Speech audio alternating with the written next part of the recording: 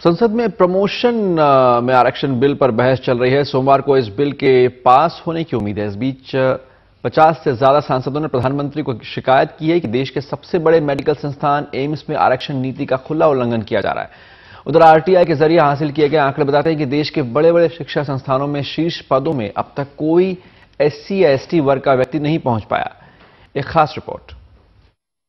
मैं बिल्कुल सुनने के लिए तैयार नहीं हूं। आरक्षण पर मायावती के गुस्से ने संसद में सबको चौंकाया, लेकिन आरटीआई के आंकड़े कहीं अधिक चौंकाने वाले हैं।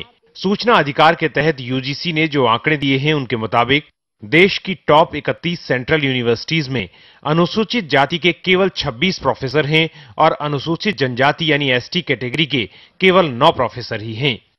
देश के बुद्धिजीवी वर्ग का गढ़ कही जाने वाली जेएनयू में प्रोफेसर और एसोसिएट प्रोफेसर के पद पर कोई एससी या एसटी नहीं है। आरटीआई से पता चला है कि लेक्चरर के पद पर भी जेएनयू में एससी के लिए आरक्षित 69 पद और एसटी कैटेगरी के लिए आरक्षित 29 पद खाली पड़े हैं। दिल्ली यूनिवर्सिटी में 122 प्रोफेसर और 277 एसोसिएट प्रोफेसर हैं, सभी जनरल कैटेगरी के। यहां भी प्रोफेसर या एसोसिएट प्रोफेसर के पद पर कोई एससी या एसटी नहीं है। इसके अलावा एससी कैटेगरी में लेक्चरर के 64 और एसटी कैटेगरी में 31 पद दिल्ली यूनिवर्सिटी में खाली पड़े हैं। ये तो रही पद खाली होने की बात, लेकिन नौकरी मिलने के बाद भी दलित या आदिवासी समुदाय के लोगों को उच्च संस्थानों के भीतर जबरदस्त भेदभाव का सामना करना पड़ता है।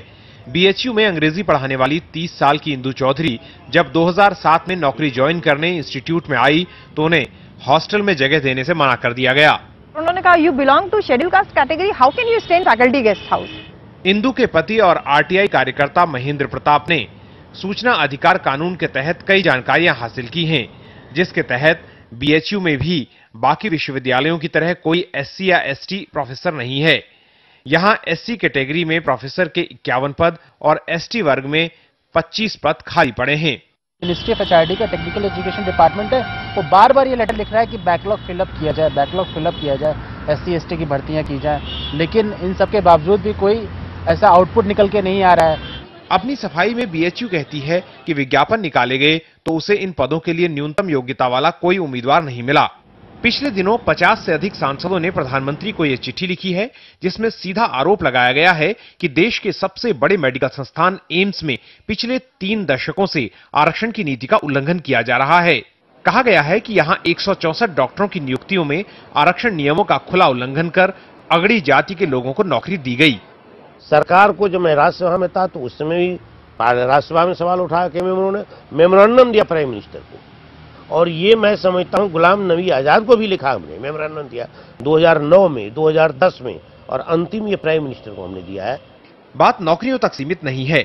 देश के सबसे बड़े 2 मेडिकल संस्थान भेदभाव के लिए आरोपों के घेरे में हैं। एम्स और सफदरजंग अस्पताल से जुड़ा वर्धमान महावीर मेडिकल कॉलेज, जहां एम्स में रिजर्व कैटेगरी के 2 छात्रों बालमुकुंद भारती और अनिल मीणा की आत्महत्या ने बड़े सवाल खड़े किए। वहीं वीएमएमसी पर आरोप है कि एससी एसटी छात्रों को जानबूझकर यहां कई साल तक फेल किया जाता रहा। कोई जनरल कैटेगरी के बच्चे को कभी ऐसा नहीं फेस करना पड़ा, तो फिर हमने दिल्ली हाई कोर्ट में केस फाइल किया, तो दिल्ली हाई कोर्ट ने अपने सुपरविजन में उस एग्जाम को आर्मी मेडिकल कॉलेज में करवाया, एसीएमएस में। तो सरप्राइजिंगली जब 25 बच्चे उसमें बैठे थे, सारे के सारे कैटेगरी से बिलोंग करते थे, और उसमें से सारे के सारे पास हो गए। इस मामले में जांच के लिए बनी मुंगेकर कमेटी ने भी कहा है कि दलित छात्रों को वीएमएमसी में जानबूझकर फेल किया गया और कॉलेज प्रशासन की इसमें मिलीभगत रही है। एम्स और वर्धमान मेडिकल कॉलेज के अधिकारियों ने इन आरोपों से इनकार किया, लेकिन कैमरे पर बात नहीं की। उधर सरकार मानती है कि संस्थानों में भेदभाव वाली सोच एक हकीकत है।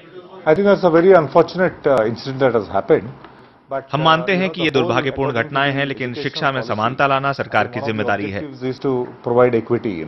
साफ है कि अगर आज तरक्की में आरक्षण की बात हो रही है तो इसकी एक वजह यह भी है कि देश की तरक्की की नींव तैयार करने वाले उच्च शिक्षा संस्थान सामंती सोच से उबर नहीं पाए हैं।